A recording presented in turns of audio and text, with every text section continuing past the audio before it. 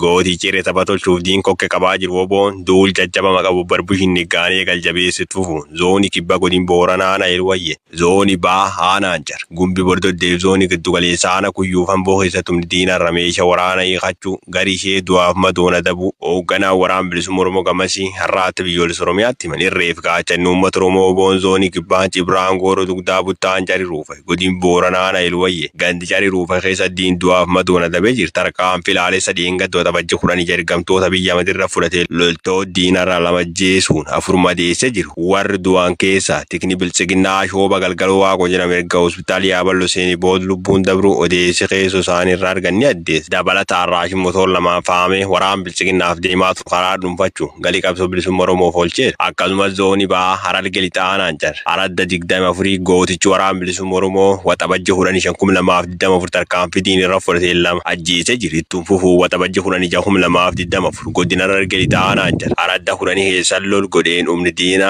riphee jedhamtuuf milisha diinarra taleella fudhateen shan ajjeese tokko madeesse jira haala kanaan wal qabatee naanna'um suni loltoota hedduu buusanii saba Oromoof orgobbaa gosaa wal lolchiisuuf shirtataa jiru gammeeshaatiin akaama shanii fidhannoo mudhii sadiirra hiikee jira akkasumas kalees waxabajji 17 godina hararge lixaana gumbi bordoddee aradda cana laguulloot gootichi waraan bilisummaa Oromoo zoonii ba'aa humni diinaa riphee lolaaf humna adda ofiin jettirratti tarkaanfii fudhateen afur ajjeese hedduu madeessuun diinsa kattaa jettee haas bittinneesse aradda soggootuu keessa buqqee gara magaala gololchaa baqachiise jira gootichi waraan bilisummaa Oromoo bobbarbuushin niggaan tarkaanfii laalisa giddugaleessa Oromiyaa kaab shaggar haana kuyyuu keessa fudhatee reeffi diina walitti tuulee gariin madeessuun meeshaalee waraanaa sirra hiikee jira lol bakka furaana kuyyuu gaggeeffamu kanaanis loltoota faashisti PP 110 ajjeesuun 143 madeesse jira reeffaaf madoo dirqamaan uummata gorsaa kan turan yoo ta'u madoo isaanii amma hospitaal kuyyuu fichee akkasumas buufata fayyaa biriitiif dagam keessa tajaajila fayyaa argachaa jiranis barame gammeeshaatiin isaanum kuyyuu keessa lol waxabajji 1524 waraan faashisti PP irra woboon taasisin qawwee akamaa 112 rasaas hedduu hidhannoo leenjeriif qophii waraana heddurra hiikun moora qabsoo bilisummaa Oromoof galii taasiseera waraanni bilisummaa Oromoo bobbarbuushin niggaan baaddiyaan funyaan Finfinnee jalatti humni isa bobbaasuun irreessa jabeessee bifa qindoomin qabu hanga da'annoo keessa waraan faashisti PP buqqisuun arii magaalaa galchuu tarkaanfii fudhatee jiru bifuun kanaallitti aggaraanaan boo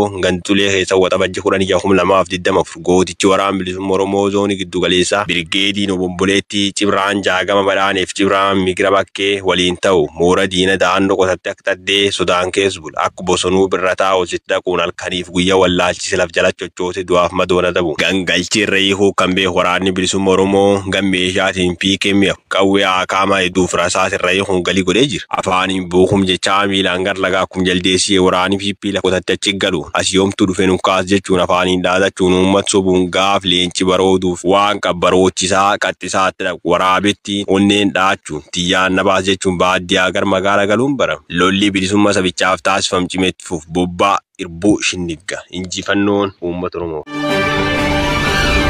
Godina Lixaa Harargee aanaa Xuulloo magaalaa Hirnaa keessatti maqaa waraana bilisummaa Oromootiin saamichii fi raawwachuu jiraattonni dubbatan.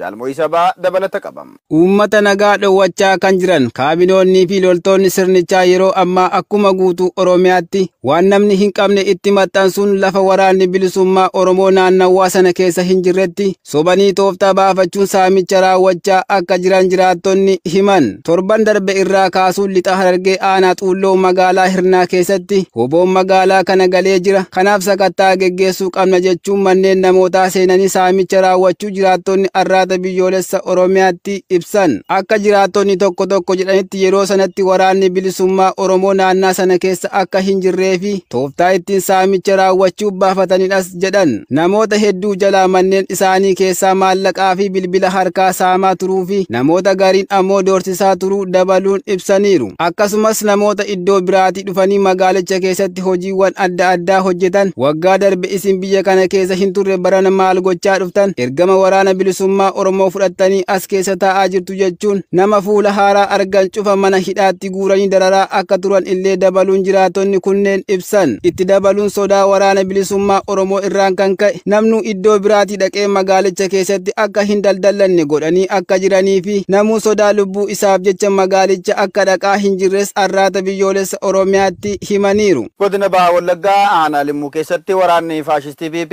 uummata saamuu fi ajjeesuu cimsee itti fufe. Jaalkennaa sabaa waan qindeeffate qabam. Hidhattoonni Amaaraa fi loltoonni Abiy Ahimad waliin ta'uun kanneen uummata onichaa duguuguuf bobbaafaman gaafa waxabajjii 14/2024 ona Limmuu ganda Saaqataa Qilxuu Baaboo bakka addaa Saqaalaa Ajjee jedhamutti nama maqaan isaa Fiqaaduu jedhamu sababa tokko malee ajjeesu jiraattonni gandichaa eeran. Bulchaan ona Limmuu hidhattoota Amaaraa 200 fi raayyaa ittisa Empaayeratti 150 gandichatti bobbaasuu kan himan jiraattonni kun hidhattoonni Amaaraa 200 kunneen kanneen Horroo Guduruu Wallaggaa ona Abee Dongoroo bakka addaa Tulluu Gaanaa jedhamutti uummata Oromoo akka baalaatti harcaasaa turanidha jedhan. Kana malees onuma kana ganda Dugdamannii bakka addaa Somboo jedhamutti gaafa waxabajjii 15/2024 waraanni faashistii PP bulchiinsa onichaan bobba'ee jiraattota saamuun eerame. Sababa tokko malee namoota maqaan isaanii obbo Dhugaasaa Gaaluu fi obbo Baqqalaa Gaaluu jedhaman kanneen obbolaayan ta'an jalaa sangaa tokko achumatti qalachuun saawwan 7 fi re'oota 2 jalaa fudhatanii oofachuun gara bakka Saqaalaa Ajjee jedhamutti deemuu isaanii fi onichatti yakkoonni gara jabinaa hedduun raawwatamaa jiraachuu jiraattonni gandichaa itti dabaluun ONM'tti himan. Godina Lixa Shaggar aanaa Coobii keessatti uummanni dhibee maqaan isaa hin beekamneen dhumaa jiraachuun dhaga'ame. Jaalaqaafan Fayyeeraa dabalata qabam. Roorroon daangaa darbee fi dhumiinsa ilmaan namaaf karoorfamee Impaayera Itoophiyaa keessatti hawaasa Oromoo irratti raawwatamaa jiruun hawaasni ilmaan isaa rasaasaan waadamuun cinatti quboota baraan jumulaan dhumaa jira. Bifuma kanaanis akka guutuu Oromiyaatti yeroo ammaa dhukkubni busaa namoota jumulaan fixaa kan jiru yoo ta'u, murni Impaayerattiin harka isaa jirtu ammoo dhumaatii hawaasaaf falakaa'uu dhiise siyaasa isaaf du'a namootaatti qoosuun daawwaa dhiyeessuun hafuun dabalataan rasaasaan waadee ajjeesaa jira. Jiraattonni godina Lixa Shaggar aanaa Coobis yeroo ammaa dhukkuba ammaaf maqaan isaa hin beekamneen guyyuudhumaa akka jiran jiraataan onichaa ONM dubbise nuuf himeera. Akka jiraataan nuti dubbisne himetti uummanni gandoota baadiyyaa anichaa akka magaalaa hin seenneef qaama mootummaan dhorkamuun yaala fayyaa dhabanii dhumaa kan jiran yoo ta'u, isin deeggartoota waraana bilisummaa Oromooti du'atu isiniif mala jechuun baadiyyaatti ittifamanii dhukkuba maqaan isaa hin beekamneen dhumaa akka jiran himeera. Maqaa namoota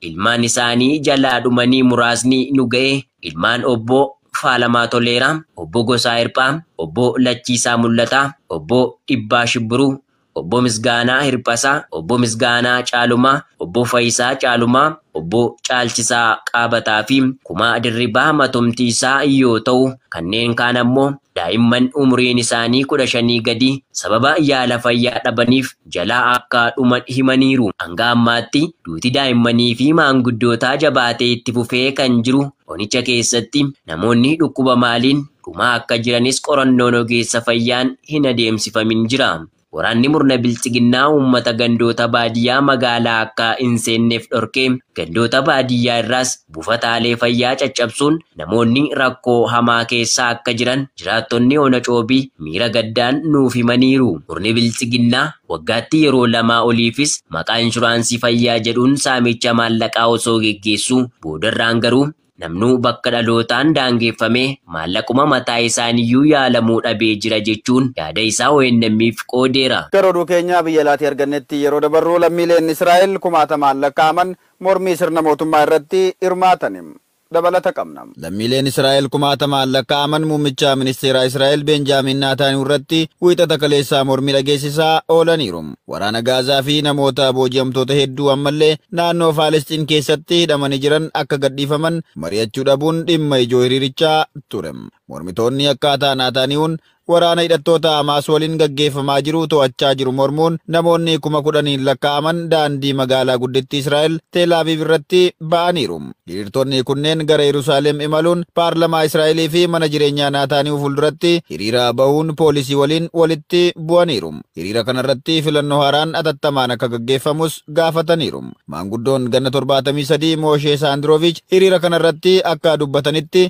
gochi Naataaniyahuun hojjetu hundi kallattii badisaa Israa'eliiti waan onkoloolessa 7 ta'eef itti gaafatamummaa fudhachuu qabas jedhee jira. Amma waan hunda balleessaa jira. Waraanni yoo jiraatillee guyyaan waraanni isa waliin adeemsifamu hundi guyyaa hammaataadhas jedhee jira. Namoonni biroo mormii Yerusaalem irratti hirmaatan uffata dhaadannoo waraana dhaabaa fi hundi keenya walqixa uumamne jedhu qabatanii turan. Namoonni Yerusaalem keessa jiran tokko tokko waraana Gaazaa xumuruuf yeroon isaa amma jedhanii walqixxummaan namoota siyaasaa biyyattiitiin dursa akka kennamus gaafataniiru. Walqixa ta'uu qabna, Musliimni, Kiristaanni, uummanni Israa'el keessa jiru hundi walitti dhufuu qaba jedhan jechuun AFP'n gabaasee jira.